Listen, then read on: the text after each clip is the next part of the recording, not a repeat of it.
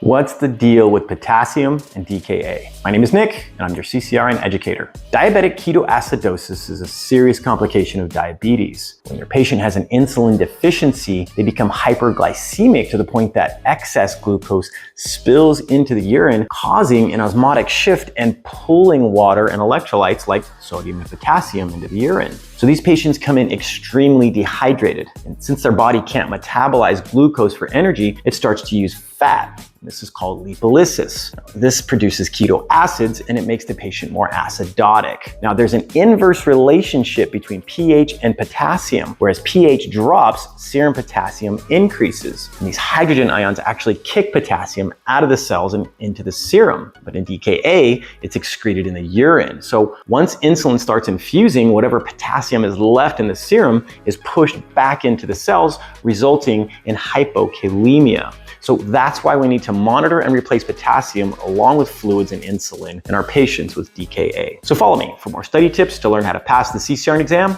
on your first try.